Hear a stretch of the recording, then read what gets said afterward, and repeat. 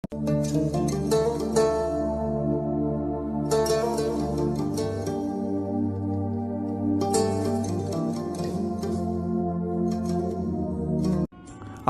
алайкум ва раҳматуллоҳи ва баракатуҳ. хуш омадед ба шабакаи мо, ба шабакаи қадамшои Исоев.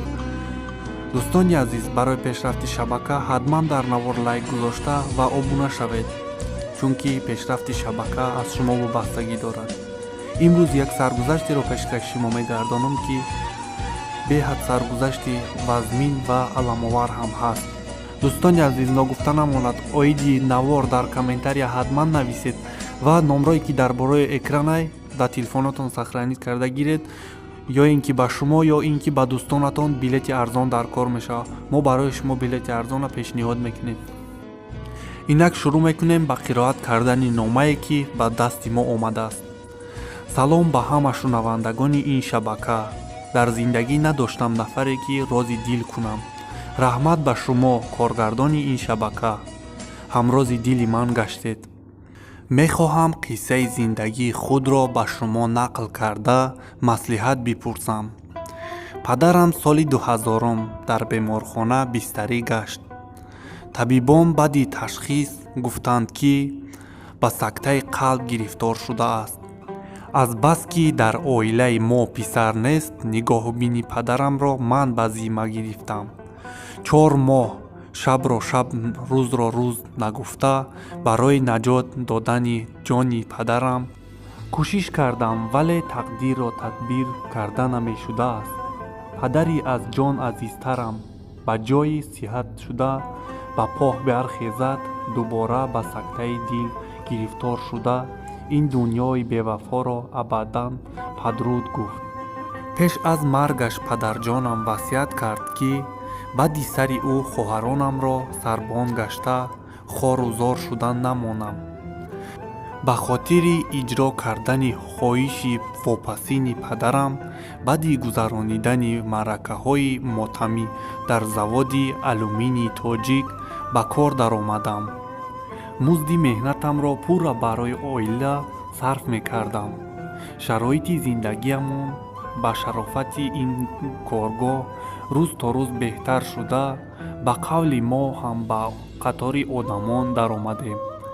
вале моҳи октябри соли 2010 маро ба як ҷавони ношинос фотиҳа карданд. танҳо баъди номзад шудан фаҳмидам, ки домодшаванда маъюби гурӯҳи дуюм будааст. аввал хостам фотиҳаро гардонам, вале боз фикр кардам, ки агар аз тӯй сарпеч намоям, шояд мардум маро ба таври дигар фаҳмида ягон овоза паҳн кунанд. ба тақдир тан дода ба ҳамон ҷавони маъюб ба шавҳар баромадам. дар моҳи аввали зиндагиамон муносибати пайвандони шавҳарам ба ман хуб буд. хуштоманам бисёр зани меҳрубони дилсоф бошад ҳам, мо ҳамроҳи биби шавҳарам зиндагӣ мекардем, чунки ӯро модаркалонаш ба воя расонданд. барои он ки духтари коргар моро писанд намекунад нагӯянд, мисли дигар келинчакҳо субҳи содиқ аз хоб хеста тамоми кору бори хонаро мекардам ва аз хати кашидаи шавҳарам як қадам ҳам намебаромадам. вале худо агар бахт надиҳад, мӯятро ҷоруб, дастатро оташкова карда хизмати хешу табори шавҳарро кунӣ, ҳам ҳеҷ гоҳ соҳиби бахту тахт намегаштаӣ. ман инро дар мисоли тақдир талхи худам дидам. хулосаи калом, ситораи ман ба янгаи шавҳарам писанд наафтод ва ин зани тӯҳматчӣ ба решаи ниҳоли бахти мо табар зад.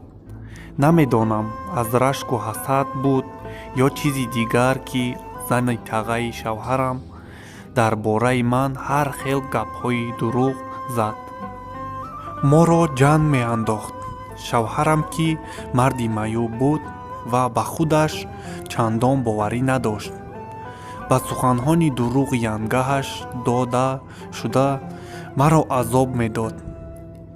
ягон айби гуноҳе надоштам бошам ҳам дар муқобили ин занаки шайтон аз худ дифоъ карда натавонистам.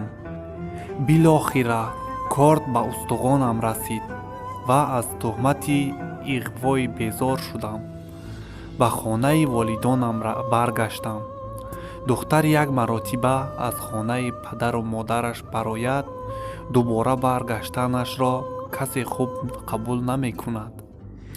имрӯз паявандони худам маро танак зада мегӯянд ки чаро аз хонаи шавҳарат баромадӣ. бояд сари кафида зери тоқӣ гуфта ба ҳамаш тоқат мекардӣ. зиндагиятро давом медодӣ. дугонаҳои азиз, дар миёни дуроҳаи зиндагӣ зору ҳайрон мондам. илтимос ба ман маслиҳат диҳед. чӣ кор кунам? ба хонаи шавҳарам баргардам ё ин ки ягона хонаро иҷора гирифта аробаи зиндагиамро мустақилона кашам? мавзуна аз ноҳияи Турсунзода. ин саргузашти талхи апай Мавзуна ба поён расид. раҳмат барое ки навора то ахир гӯш карден, тамошо карден. миннатдорем аз шумо. фикри худтона дар комментария нависен оиди ин апай Мавзуна ки чӣ кор кунад, аробаи зиндагиша худаш бикашад ё ки баргарда ба хонаи шавҳар. кадомаш барои шумо? фикри худтона бинависен. боқӣ сарбаланду хонаобод бошен. то наворҳои дигар. худо нигаҳбонатон бошад.